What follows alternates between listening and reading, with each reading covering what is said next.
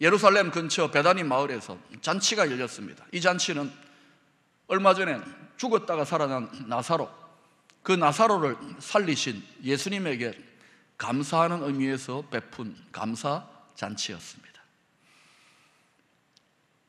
그러니까 당연히 그 잔치의 주인공은 예수님하고 나사로였겠죠. 잔치집 식탁 한복판에 앉아 있었고, 마르다는 이전이나 똑같이 열심히 잔치 없이 해 나르면서 분주하게 일하고 있었습니다. 그런데 나사로의 또 다른 누이인 마리아가 잔치집에 있는 사람들이 전혀 예상 못하는 기이한 행동을 벌입니다. 그것은 순전한 나드, 향기름이 들어있는 옥합을 딱 깨뜨려 가지고는 예수님 몸에다 다 쏟아 부어버리는 것입니다. 그리고 발을 닦아줍니다. 갑자기 잔치집에 향기름 냄새가, 향내가 진동을 하게 된 것입니다. 보통 이스라엘 여인들은 자기 시집 갈 때 쓰려고 혼수품으로 온 가족들이 힘을 합쳐가지고 그렇게 향유 옥합을 준비합니다. 팔아가지고 예물에 쓰려고.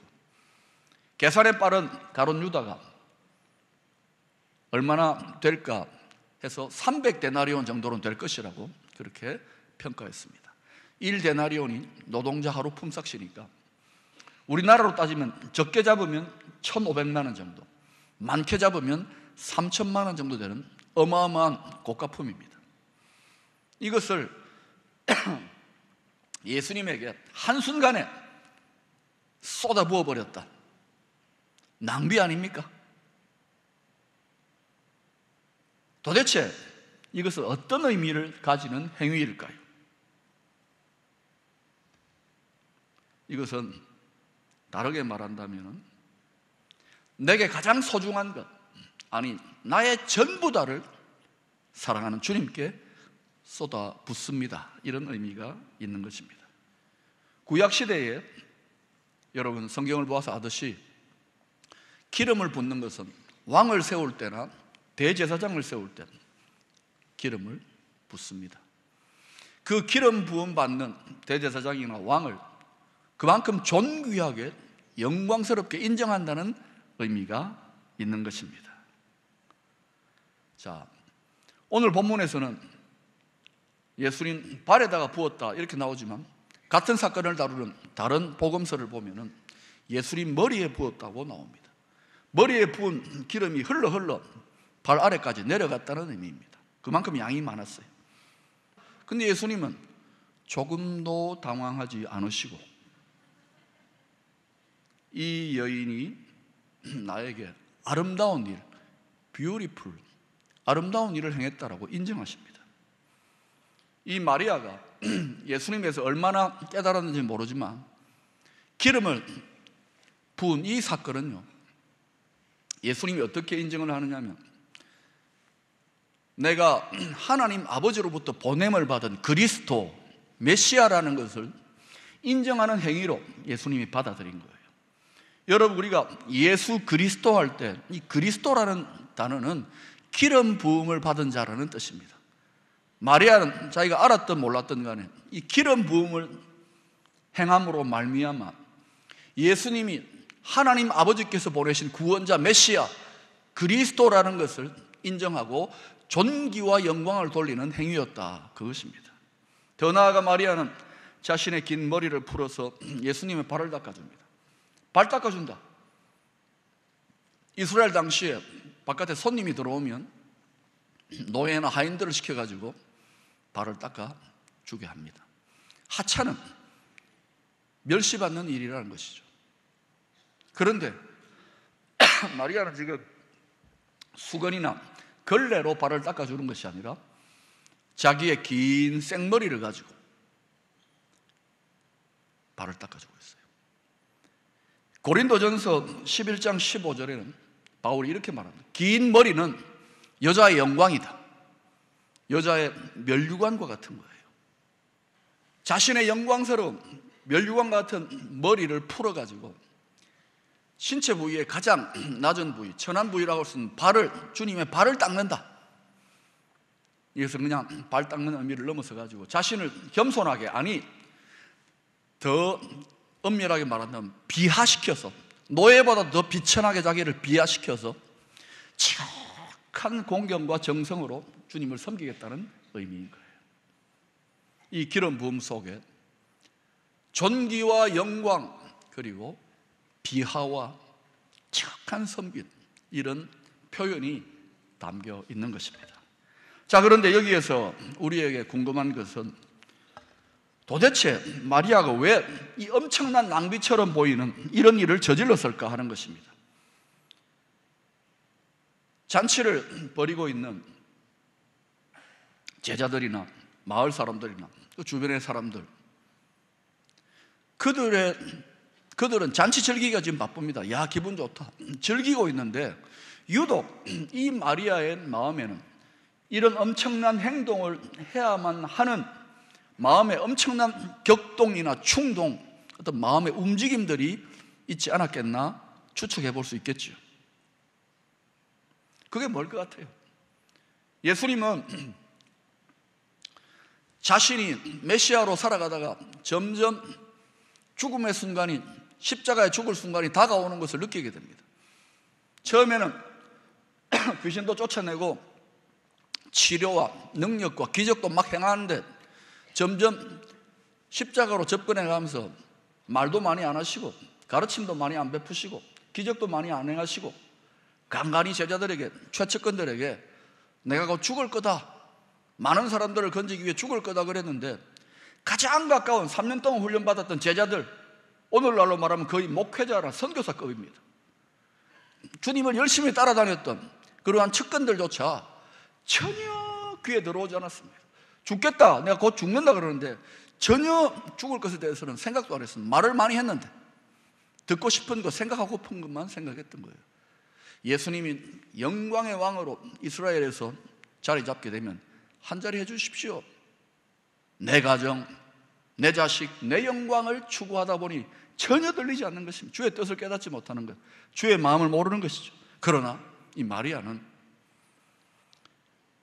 마리아만큼 예수님이 선한 목자로 많은 양들을, 자신의 양들을 건지기 위하여 십자가에 죽을 것을 미리 깨달았던 것 같습니다. 마가복음 14장 8절에서 주님은 이 마리아의 행동을 이렇게 인정합니다. 그는 힘을 다하여 내 몸에 향유를 부어, 힘을 다하여 부은 거예요.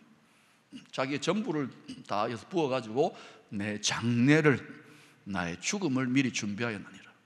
마리아가 알았다는 것이죠. 그러니 다 쏟아붓는 거예요. 그렇다면 이런 주님의 생명다 크신 사랑을 마리아는 어떻게 깨달아 알 수 있을까요? 누가복음 10장을 보면 예수님이 나사로나 마리아, 마르다 이 가족들하고 잘 알고 친하게 지냈던 사이라는 것을 추측해 볼 수 있습니다. 특별히 그 집에 예수님을 모셔드렸을 때에 누가복음 10장 39절을 보면 언니 마르다는 여전히 또 지금도 분주하게 일하는, 그때도 열심히 분주하게 일했어요. 만나홀에 들어가 열심히 분주하게 일했어요. 그런데 마리아는 10장 39절 보면 그에게 마리아라 하는 동생이 있어 주의 발치에 앉아 그의 말씀을 듣더니, 이렇게 기록되어 있습니다. 그러자 이 마르다가 열받았어요. 나는 이렇게 지금 열심히 커피도 만들고 뭐 과일도 깎아내고 이런다고 바빠 죽겠는데 동생은 가만히 앉아가지고 고상하게 예수님 발치에 앉아 있으니까, 예수님 말씀을 듣고 있으니까 예수님, 저 동생한테 이야기를 나를 좀 도와주라 그러세요. 그랬습니다. 그러자 주님께서 뭐라고 합니까? 네 동생 마리아는 더 좋은 편을 택했고 빼앗기지 아니할 것이다. 또 이 설교를 이상하게 적용하는 분들이 있습니다. 만나올 분들이 그렇다, 오늘부터 이제 난 기도실에 가서 안 나올 거야. 또 기도실에 있는 분들은 그렇지, 우리가 잘하고 있는 거야. 만나올에 가서 몸쓰고 밥 짓고 주차 봉사하고 이 3D 업종은 안 할 거야. 둘 다 해야 됩니다. 그러나 주님의 발치에 앉았다가 그 일을 해야 돼요. 무엇을, 주의 발치에 앉아 주님의 말씀을 듣는데 그것이 왜 더 좋은 편이고 그때 무엇을 빼앗기지 않는다는 말일까요? 여러분, 사랑의 본체이신 주님, 그 주님 앞에 앉아가지고 사랑의 교제, 주의 말씀을 듣는다. 엄청난 지혜도 있겠지만 사랑이십니다. 사랑이신 주님과 제대로 교제가 일어나면 주님의 사랑이 얼마나 놀라운지를 풍성하게 영혼 가득히 깨닫게 되지 않겠습니까? 그 사랑에 대한 깨달음, 그것을 빼앗기지 않을 거라는 거예요. 아무리 마귀가 빼앗아 가려고 하더라도. 그 다음에 그것이 더 우선적으로 행해야 될 일이기 때문에 그게 더 좋은 편이다. 그거 하고 주차 봉사도 해야 되고, 그거 하고 주방 봉사도 해야 되는 거예요. 익투스 카페에서도 섬겨야 되고. 사도 바울은 선교 사역만 열심히 중노동하듯이 막노동하듯이 뛰어다닌 것이 아니라 주님과의 깊은 영적인 교제를 계속 이어갔습니다. 그래서 에베소서 3장 18, 19절에서 자신이 3년이나 목회했던 에베소 성도들을 위하여 이런 기도를 하고 있습니다. 여러분 읽어보십시다. 시작.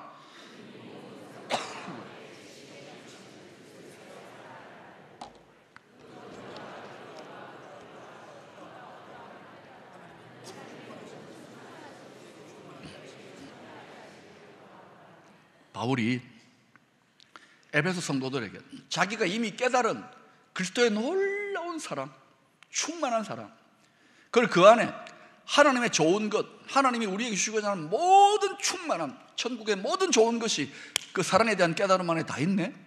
이것 자기가 목양하는 성도들에게 이거 이루어지라고 간절히 기도했던 거예요.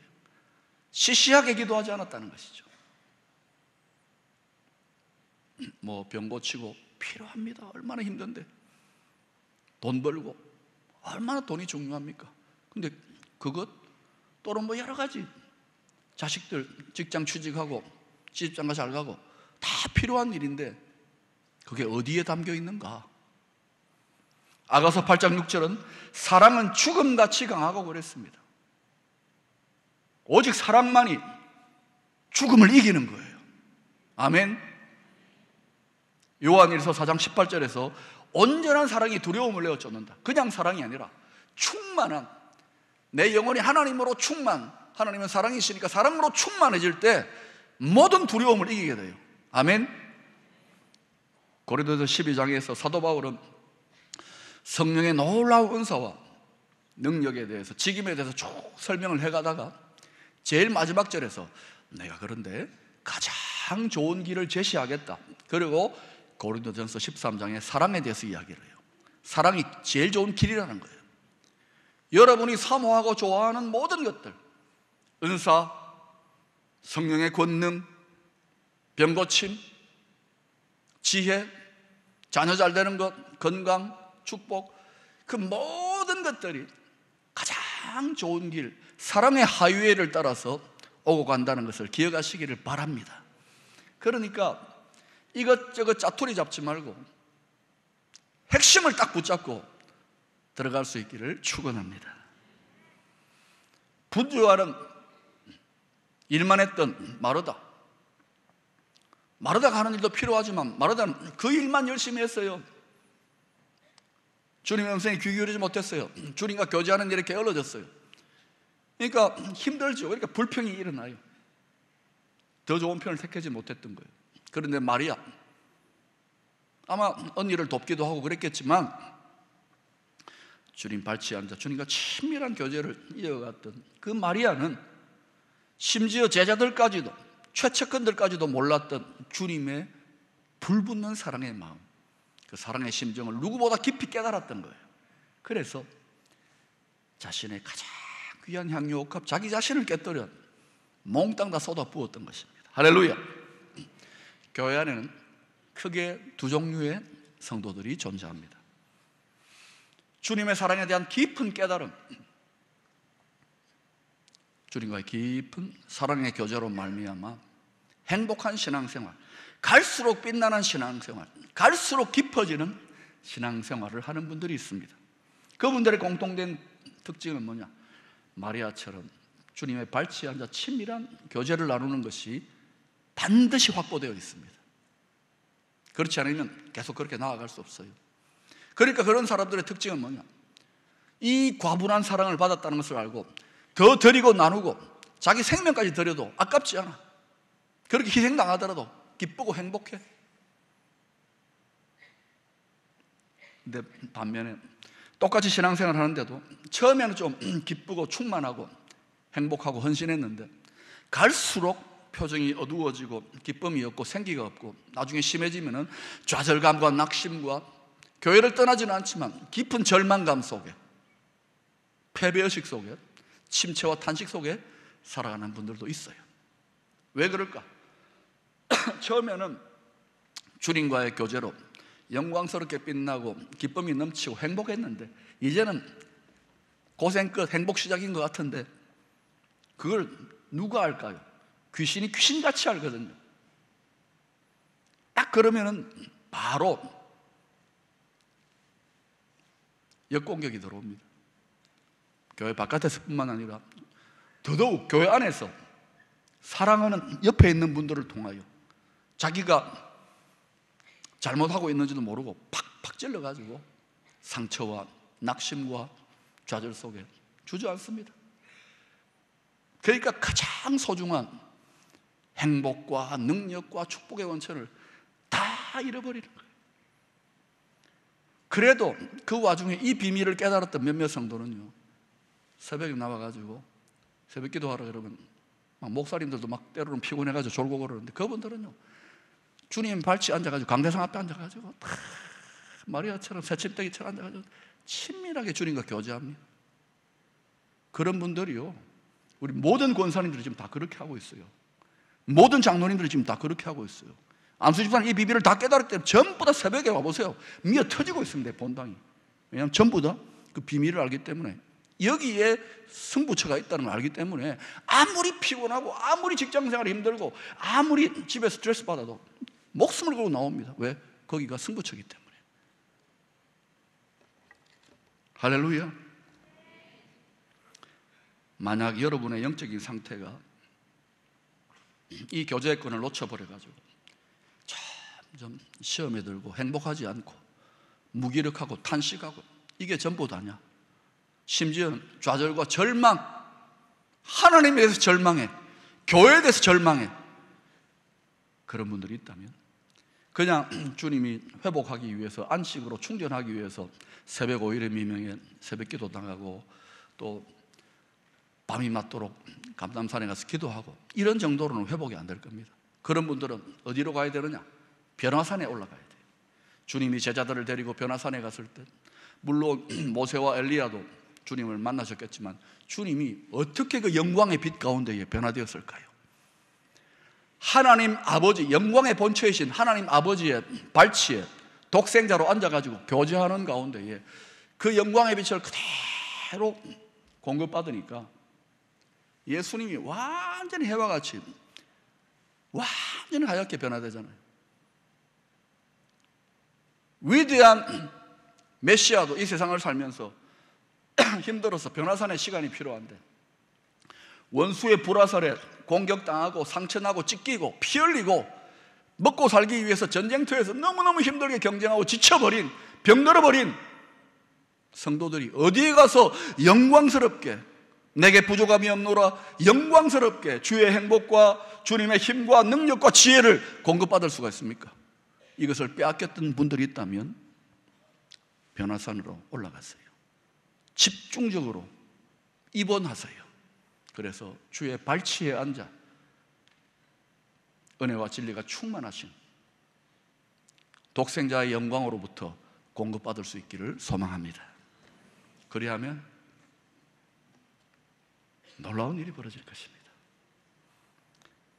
여러분, 향유옥합, 때로는 내 생명보다도 내 자식이 더 소중하잖아요. 그 자식이 나에게 가장 소중한 향유옥합이 될 수 있습니다. 아브라함이 100세에 얻은 이 아들 나한테 바쳐라. 하나님이 잡아먹으려고 그러는 게 아니에요. 이 아들이 너에게 우상이 될 것이냐, 아니면 그 아들보다 나를 더 사랑하느냐. 아브라함이 믿음이 자랐기 때문에 전혀 불평도 안 하고 순종하죠. 그 이삭이라고 하는 아들 향유옥합을 탁 깨뜨려 드렸을 때에 그 뒤에 이어지는 말씀을 보세요. 얼마나 놀라운 축복이 임합니까? 인생의 전쟁터에서 돈 때문에 자살도 하고 가족들 왼수될 만한 그런 정말 목숨을 겁니다. 그 벌어보려고. 믿는 사람이나 안 믿는 사람이나 경쟁한다고요. 그 돈을 다 움켜줘야 돼요. 근데 어떤 사람은 이 돈이 향유옥합이 될 수 있습니다.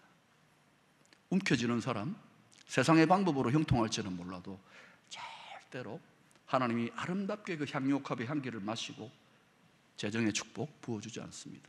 어떤 사람에게는 미친 듯이 공부하고 학위를 따고 지식, 향유옥합이 될 수 있습니다.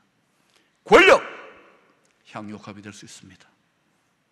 왜 수많은 성도들이 하나님이 인색하시고 내가 그토록 울부짖는데도 나를 안 도와주십니까? 라고 불평하는 분들, 향유옥합이 깨떨어졌습니까? 하나님이 흠향하실 만한, 기쁘게 받으실 만한 아름다운 향기의 역사가 나타나고 있는지요? 여러분, 역사상 가장 위대하고 값진 향유옥합이 깨떨어진 곳이 바로 겟세마네 십자가 자리입니다. 겟세마네 동산에서 십자가 지기 위해 기도한 것은, 겟세마네라는 뜻이 으깨어지다, 깨뜨려지다는 뜻입니다. 주님이, 하나님의 독생자, 죄 없으신 주님께서, 완전하신 주님께서 자신의 생명을 향유옥합으로 깨뜨려 하나님께 바쳤더니 그 속에서 아름다운 성령의 향기가 진동해서 죄와 사망으로 썩어져가는 이 세상을 살리는 주님의 향기가 이 세상에 가득 차게 되었어요. 하나님이 그 향기가 나타나는 곳마다 흠향하시고 기쁘게 놀라운 하나님의 영광과 축복과 능력의 역사를 베풀어 주시는 줄로 믿습니다. 우리는 연약한 질그릇 같은 존재입니다. 그런데 우리 질그릇 안에 향기름의 보배, 예수의 향기름, 성령님의 기름이 우리 안에 가득가득 들어차 있어요. 그런데도 능력이 나타나지 못하고 아름다운 향기가 나타나지 못하는 이유는 자기를 높이고 자기를 추구하고 신앙생활도 자기 영광을 추구하기 때문에 가는 곳마다 악취가 나는 거예요. 그리스도의 향기를 나타내며 이기게 하도록 디자인되어 있는 것이 성도의 삶인데, 내가 결혼하기 위해 혼수품을 예비했는데, 내 자식인데, 내가 어떻게 벌은 돈인데, 내가 어떻게 얻은 학위고, 내가 어떻게 된 권력인데, 내 영광인데, 그래서 얼마나 우리가 하나님의 의도와는 빗나가서 살아가고 있는지요. 여러분, 자기를 부인하고 자기 십자가를 지고 자기 자신을, 죄와 정욕을 십자가에 못 박고 질그릇을 깨뜨리는 성도들은요, 당연하게 주님의 아름다운 향기름이 넘쳐나서 그 삶 속에 흠향하시는 하나님께서, 기쁘게 받으시는 하나님께서 반드시 필요한 분복을 따라 아름다운 것들을 허락하실 줄로 믿습니다. 이 여인에 대해서 마가복음 14장 9절에서 이렇게 축복하시잖아요. 내가 진실로 너희에게 이르노니 온 천하에 어디서든지 복음이 전파되는 곳에는 이 여자가 행한 일도 말하여 그를 기억하라 하리라.